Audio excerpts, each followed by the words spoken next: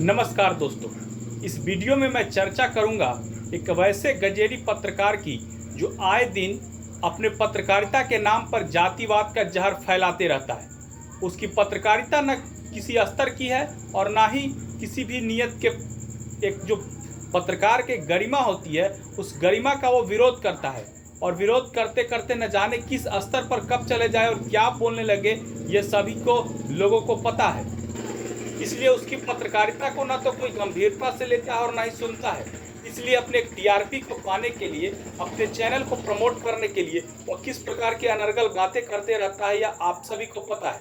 मैं किसकी चर्चा कर रहा हूँ यह सभी आप लोग जान ही गए होंगे। मैं इसमें नाम उसका नहीं लूँगा, लेकिन जो भी इस गरिमा है, एक लेवल है पत्रकारिता का, उसने इसको गिराया है और हर तरह तरह के लोगों के साथ हथकंडे अपना करके इसकी गरिमा को हमेशा से ठेस पहुंचाया है। पप्पू यादव के साथ ही विवाद का प्रकरण मैं करना चाहूँगा। पप्पू यादव का मैं भी राजनीतिक विचारधारा के रूप से विरोधी हूँ, लेकिन पप्पू यादव ने मानवता का कुछ काम किया है। अगर कोई व्यक्ति मानवता का काम कर रहा है तो उसका समर्थन करना चाहिए, चाहे दल से ऊपर उठकर समर्थन करना चाहिए, चाहे किसी भी दल का हो। लेकिन वही गजेरी पत्रकार अपने आप को कहता है कि मैं उसी जाति समुदाय से हूँ, लेकिन अच्छे कामों का वो विरोध करता है। और जिनकी सरकार है, जिनकी सरकार में उसी जाति समुदाय यानी यादव भाई की मैं बात कर रहा हूँ, हत्या हुई तो वह तेजस्वी यादव से सवाल पूछने का हिम्मत नहीं रखता है। इस प्रकार की पत्रकारिता को आप किस नज़र से देखेंगे, जरूर मुझे भी बताइए, क्योंकि जिस प्रकार की वो पत्रकारिता करता है, यह पूरे बिहार में और हर जगह पर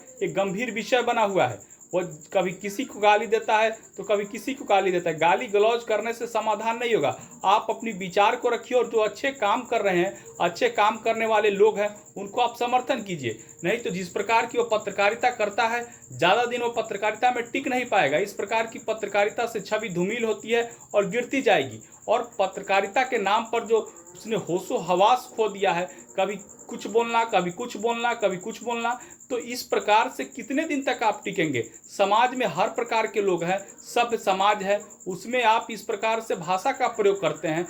आप देखेंगे छपरा के कांड में उसने किस प्रकार से एक राजपूत समुदाय के लोग को गाली दिया था। इस प्रकार की वो भाषा का प्रयोग करके बहुत दिनों तक, मैंने पहले कहा, बहुत दिनों की पत्रकारिता उसकी लंबी नहीं चलेगी। आने वाले समय विवादास्पद होगा, वो जेल भी जा सकता है। लेकिन इस तरीके से वो करके अपनी ही चैनल के टीआरपी को कम करता है। आप मनीष कश्यप का कभी विरोध करते हैं, कभी किसी का विरोध करते हैं, तो इस तरीके के लोगों का अवांछनीय तत्व, मैं कहूँगा असामाजिक तत्व के नाम पर वह है, एक पत्रकारिता के नाम पर धब्बा है और कलंक है। वह इस प्रकार की पत्रकारिता को करके पूरे समाज को धूमिल कर रहा है। बिहार पुलिस को भी चाहिए कि वह उसकी गिरफ्तारी करे, ताकि समाज में भली भांति शांति रहे। जाति धर्म के नाम पर हम आपस में नहीं लड़े। सभी जाति धर्म के लोग, जो ईमानदार लोग हैं, अच्छे लोग हैं, निर्दोष लोग हैं, नेक लोग हैं, उनकी रक्षा हो। हम सभी एक है। सरकारें आती जाती रहती है, नेता राजगद्दी जो होता है नेता लोगों का होता है, वो अब बैठने के बाद किसी को पूछते नहीं है। लेकिन हम सब आपस में क्यों लड़े?